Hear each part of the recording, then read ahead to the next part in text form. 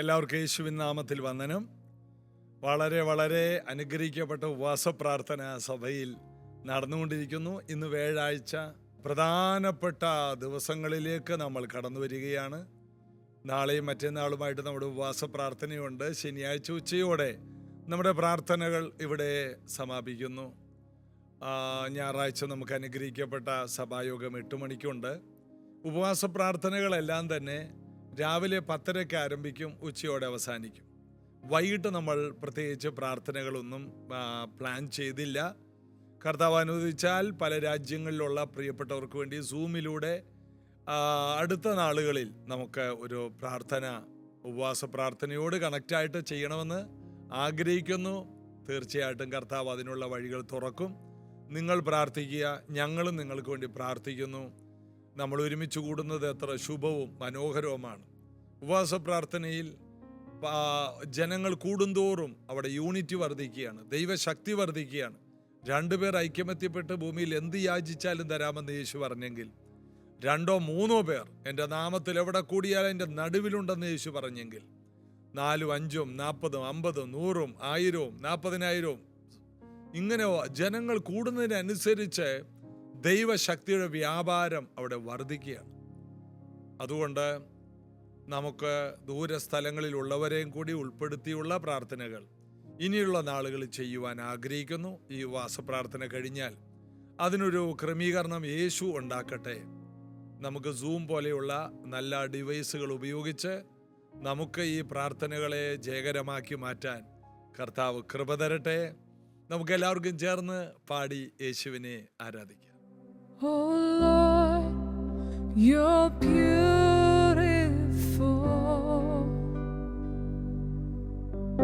Your face is all I see. And when your eyes are on this child, your grace abounds to me. Oh Lord, you're beautiful.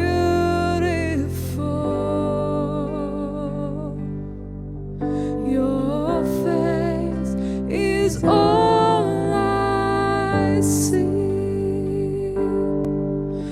And when your eyes are on this child, your grace abounds to me.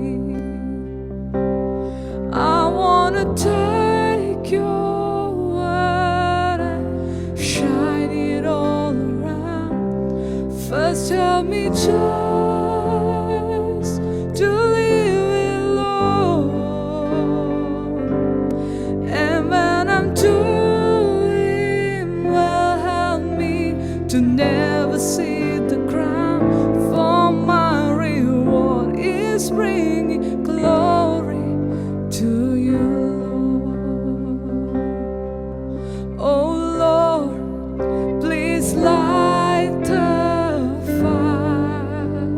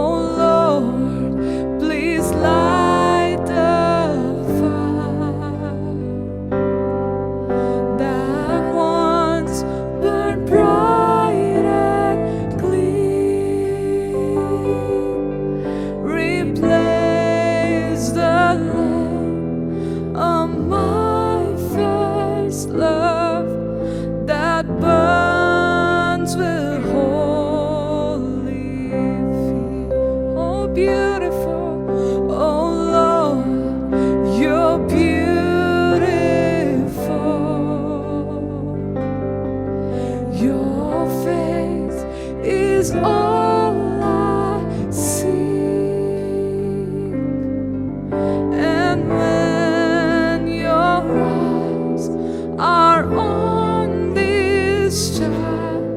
Your grace abounds to me. Oh Lord, you're beautiful.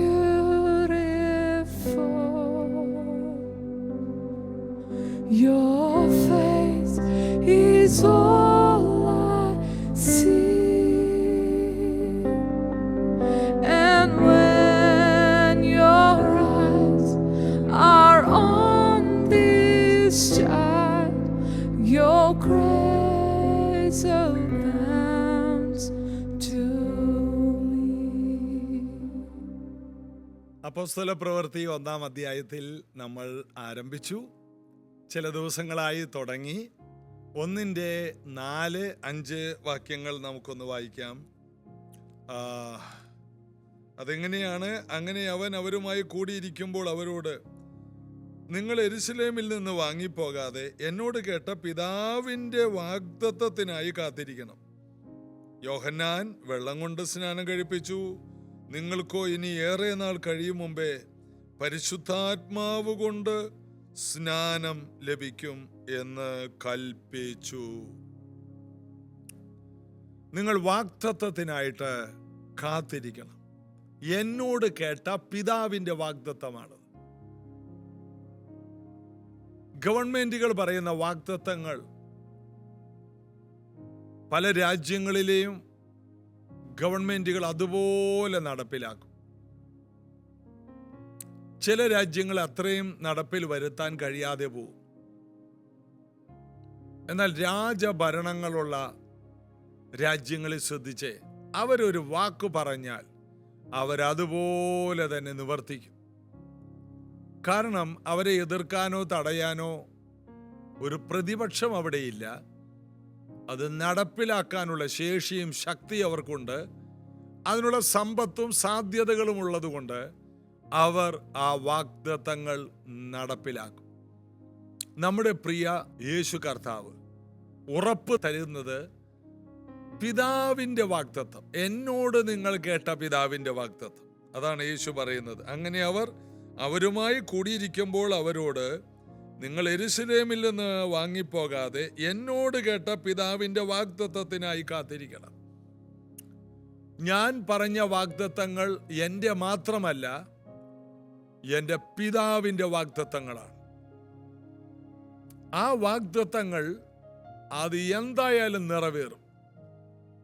കാരണം ആ വാഗ്ദത്തങ്ങളെ തടയാൻ പറ്റിയ ഒരു പ്രതിപക്ഷമില്ല.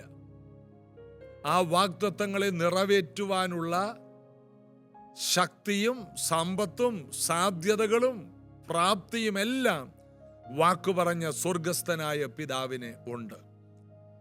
ഇത് കേൾക്കുന്ന ഓരോ വ്യക്തികളും അറിയേണ്ട സത്യം അതാണ്.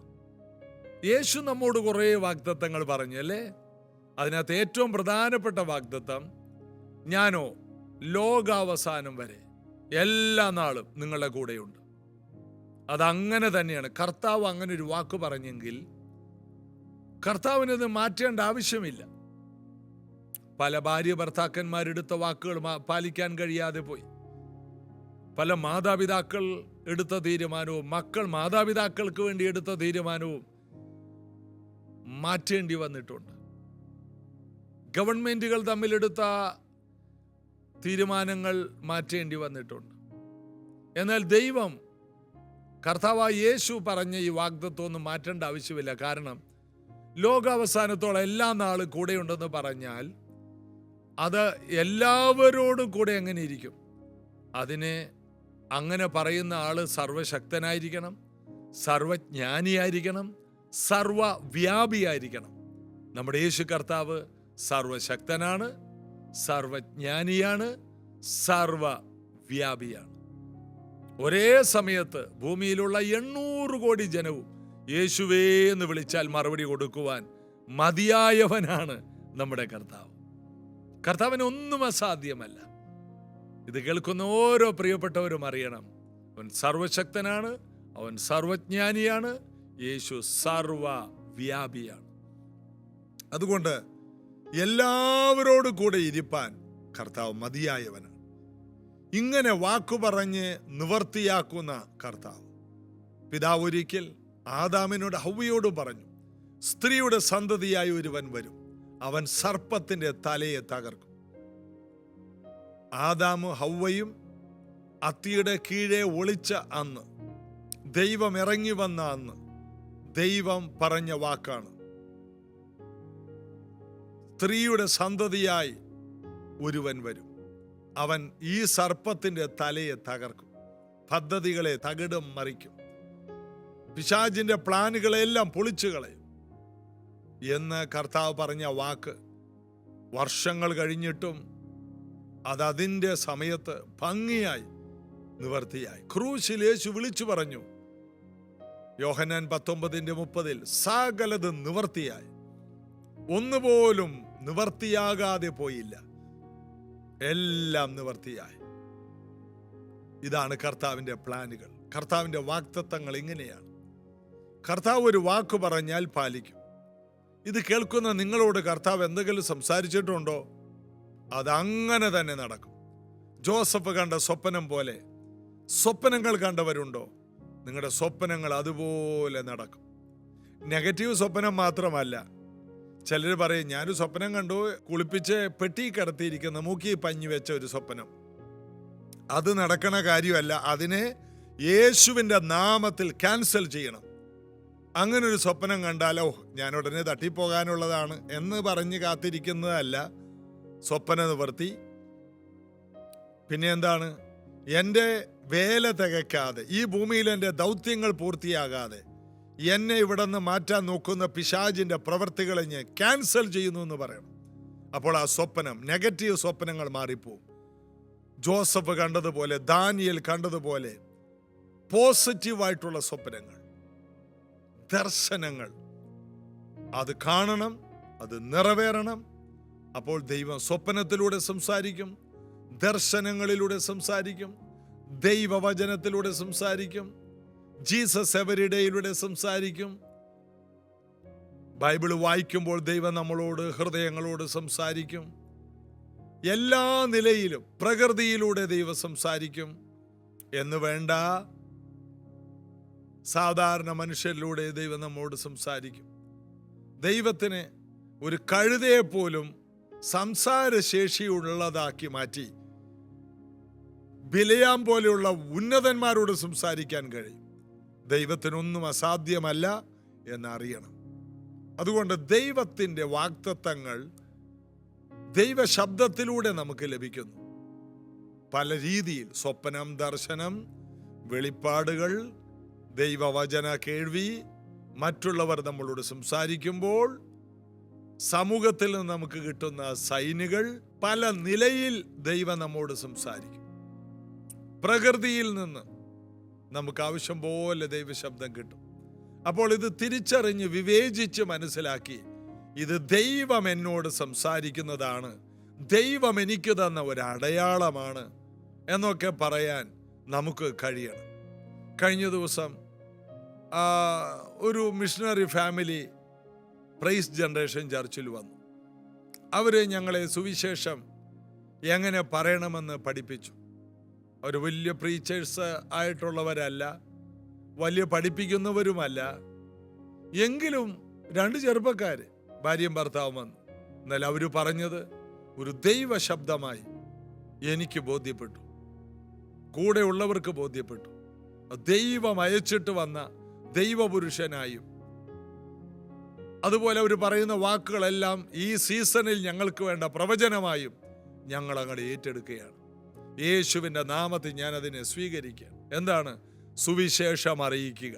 ചുരുങ്ങിയ സമയം കൊണ്ട് എങ്ങനെ സുവിശേഷം മറ്റുള്ളവരോട് പറയാം. അദ്ദേഹം ഞങ്ങളെ 30 സെക്കൻഡ് കൊണ്ട് സാക്ഷ്യം പറയാൻ പഠിപ്പിച്ചു. അതായത് യേശുവിന് മുമ്പ് ഞാൻ എങ്ങനെയായിരുന്നു, യേശു വന്നു, യേശു എങ്ങനെ ജീവിതത്തിൽ വന്നു, യേശു വന്ന ശേഷം എനിക്ക് എന്തെല്ലാം മാറ്റമുണ്ട്. 30 സെക്കൻഡ് മതി. മുമ്പ് ഞാൻ പാപിയായിരുന്നു, മദ്യപാനത്തിലായിരുന്നു. എന്നാൽ യേശുവിനെ ഞാൻ എൻ്റെ 23-ാമത്തെ വയസ്സിൽ കർത്താവ് രക്ഷകനുമായി സ്വീകരിച്ചു. ഇപ്പോൾ എൻ്റെ ജീവിതം മാറി, എൻ്റെ വീടിൻ്റെ അന്തരീക്ഷം മാറി, സകല ബുദ്ധിയും കവിയുന്ന സമാധാനം കൊണ്ട് ദൈവം നിറച്ചു. ഇതെൻ്റെ സാക്ഷ്യമാണ്. 30 സെക്കൻഡ് കൊണ്ട് അല്ലെങ്കിൽ 1 മിനിറ്റിൽ താഴെ ഞാൻ എൻ്റെ സാക്ഷ്യം പറഞ്ഞതാണ്. ഇത്രയും പറഞ്ഞാൽ മതി. ഇതിനെ ഒരാളെ ഇരുത്തി കൊല്ലേണ്ട ആവശ്യമൊന്നുമില്ല. 30 സെക്കൻഡ് കൊണ്ട് 1 മിനിറ്റിൽ താഴെയും സുവിശേഷം പറയാം, സാക്ഷ്യം പറയാം. സാക്ഷ്യം വളരെ നല്ലതാണ്. അപ്പോൾ അദ്ദേഹം ഞങ്ങളെ അത് പഠിപ്പിച്ചു. അദ്ദേഹം എന്നിട്ട് സഭയിൽ ഉള്ള എൻ്റെ കൂടെയുള്ള കർത്താവിൻ്റെ വേലയിലായിരിക്കുന്ന ചെറുപ്പക്കാരെ 6 പേരെ കൂട്ടിക്കൊണ്ടുപോയിട്ട് സുവിശേഷം പറയുന്നത് കാണിച്ചു കൊടുത്തു, ചെയ്ത് കാണിച്ചു കൊടുത്തു. അതിനുശേഷം തിരിച്ചവരെ കൊണ്ടുവന്ന് അവരെ എങ്ങനെ നമുക്കിനി വീണ്ടും വീണ്ടും ഫോളോ അപ്പ് ചെയ്യാം, വീണ്ടും അവരെ എങ്ങനെ കാണാം, എന്ത് ചെയ്യണമെന്ന് പഠിപ്പിച്ചു കൊടുത്തു. അപ്പോൾ അവർ ഈ കാലഘട്ടത്തിൻ്റെ വലിയ പ്രവാചകന്മാരായിട്ട് അറിയപ്പെടുന്നവരല്ല. എന്നാൽ ഈ സീസണിൽ ഞങ്ങൾക്ക് വേണ്ടി ദൈവം അയച്ച ദൂതന്മാരാണ്. അതിന് ഈ കാലഘട്ടത്തിൽ ഏറ്റവും വലിയ ദൈവദാസൻ ബെന്നിഹിൻ വരേണ്ട ആവശ്യമില്ല. അതൊരു ദൈവശബ്ദമായി മനസ്സിലാക്കാനുള്ള ആ ഒരു ഹൃദയം നമുക്ക് ദൈവത്തോട് ചോദിക്കണം. ഇതെന്തിനാണ് ഓരോരുത്തരെ ഓരോ സീസണിൽ നമ്മുടെ അടുക്കൽ അയക്കുന്നത്? നമ്മളെ അടുത്ത ഷിഫ്റ്റിലേക്ക് തിരിക്കാനാണ്. കണ്ടുപിടിക്കണം വാഗ്ദത്തങ്ങൾ. എന്നോട് കേട്ട പിതാവിൻ്റെ വാഗ്ദത്തത്തിനായിട്ട് കാത്തിരിക്കണം. അടുത്ത വാക്യത്തിൽ പറയുന്നു, യോഹന്നാൻ നിങ്ങളെ വെള്ളം കൊണ്ട് സ്നാനം കഴിപ്പിച്ചു, എന്നാൽ നിങ്ങൾക്കൊക്കെ താമസിയാതെ പരിശുദ്ധാത്മാവ് കൊണ്ട് സ്നാനം ലഭിക്കും. അത് യോഹന്നാൻ തന്നെ പറഞ്ഞു. എൻ്റെ പിന്നാലെ ഒരുവൻ വരുന്നുണ്ട്, അവൻ്റെ ചെരുപ്പ് കുനിഞ്ഞ് അഴിക്കാൻ ഞാൻ യോഗ്യനല്ല. വീശുമുറ അവൻ്റെ കയ്യിലുണ്ട്, അവൻ കളത്തെ മുറ്റും വെടിപ്പാക്കി പതിർ കെടാത്ത തീയിലിട്ട് ചുട്ടുകളയും എന്ന് പറയും. മാത്രമല്ല, ഞാൻ വെള്ളം കൊണ്ട് സ്നാനം കഴിപ്പിച്ചെങ്കിൽ അവൻ തീയിൽ നിങ്ങളെ സ്നാനപ്പെടുത്തും. അതായത് ഞാൻ നിങ്ങളെ വെള്ളത്തിൽ മുക്കിപ്പൊക്കി, അവൻ നിങ്ങളെ തീയിൽ മുക്കിപ്പൊക്കും. ഒരു പുതിയ അനുഭവത്തിലേക്ക് നിങ്ങളെ കൊണ്ടുവരും. തീയിൽ നിറഞ്ഞവരായിട്ട് നിങ്ങൾ മാറും. നിങ്ങൾ തീഷ്ണതയുള്ളവരാവും, നിങ്ങൾ എരിവുള്ളവരാവും, നിങ്ങൾ ജ്ഞാനമുള്ളവരാവും, നിങ്ങൾ കൃപയുള്ളവരാവും, നിങ്ങൾ അഭിഷേകത്തിൻ്റെ അടുത്ത തലങ്ങളുള്ളവരാകും. നിങ്ങൾ പഴയ നിയമ പ്രവാചകന്മാരെക്കാൾ ശക്തന്മാരായി മാറും. ഇതൊക്കെയാണ് അതിൻ്റെ അർത്ഥം. യോഹന്നാൻ വെള്ളം കൊണ്ട് സ്നാനം കഴിപ്പിച്ചു. ഏറിയ സമയം വേണ്ട, താമസിയാതെ നിങ്ങൾക്ക് തീ കൊണ്ട് സ്നാനം ലഭിക്കും. ആ വാഗ്ദത്തത്തിനായിട്ട് നിങ്ങൾ കാത്തിരിക്കണം. യേശുവരെ നിർബന്ധിക്കുകയാണ്, നിങ്ങൾ വാഗ്ദത്തത്തിന് വേണ്ടിയിരിക്കണം. ദൈവം പറഞ്ഞ ആലോചനയ്ക്കായിട്ട് നിങ്ങൾ ഇരിക്കണം.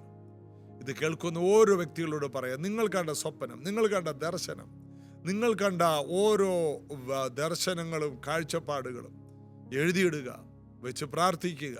നിങ്ങളോട് പറഞ്ഞ പ്രവചനങ്ങൾ ഡേറ്റ് സഹിതം എഴുതിയിടുക, വിശ്വസിക്കുക. അത് താമസിച്ചാലും അതിനായി കാത്തിരിക്കുക. അത് വരും, നിശ്ചയം താമസിക്കില്ല. താമസിച്ചാലും അതിനായി കാത്തിരിക്കുക. അതായത് താമസിച്ചെന്ന് നമുക്ക് തോന്നും, എന്നാൽ ദൈവത്തിൻ്റെ സമയമാണത്. ദൈവത്തിന് അറിയാം ചില കാര്യങ്ങൾ വൈകിയതുപോലെ തോന്നും, എന്നാൽ അത് വൈകിയതല്ല. ദൈവം എല്ലാം തക്ക സമയത്ത് വാഗ്ദത്തങ്ങളെ നിറവേറ്റി തരും. യേശുവിൽ നമുക്ക് ആശ്രയിക്കാം, യേശുവിനെ നമുക്ക് മുറുകെ പിടിക്കാം, പ്രാർത്ഥിക്കാം. യേശുവേ, ഇന്ന് ഈ കേട്ട ഈ സ്വർഗീയ വചനങ്ങൾ ഇവരുടെ ജീവിതത്തെ സ്പർശിക്കട്ടെ. യേശുവിൻ്റെ നാമത്തിൽ ഇവരുടെ ജീവിതത്തിൽ വലിയ വാഗ്ദത്തങ്ങളും നിവർത്തികളും ഉണ്ടാകട്ടെ.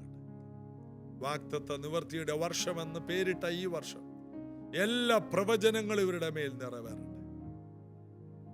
പ്രവാചകന്മാര് പറഞ്ഞതും ദർശനം വെളിപ്പാടുകളിലൂടെ ലഭിച്ചതും പ്രകൃതിയിലൂടെയും മനുഷ്യരിലൂടെയും ലഭിച്ചതുമായ എല്ലാ വാഗ്ദത്തങ്ങളും എല്ലാ ആലോചനകളും നിറവേറട്ടെ. ജനങ്ങൾ സൗഖ്യമാകട്ടെ, സമാധാന നദി ഒഴുകട്ടെ, യേശുവിൻ നാമത്തിൽ ആമേൻ. യേശുവിൻ്റെ കൃപ നിങ്ങളോട് കൂടിയിരിക്കും. വലിയ അത്ഭുതങ്ങളെ നമുക്ക് പ്രതീക്ഷിക്കാം.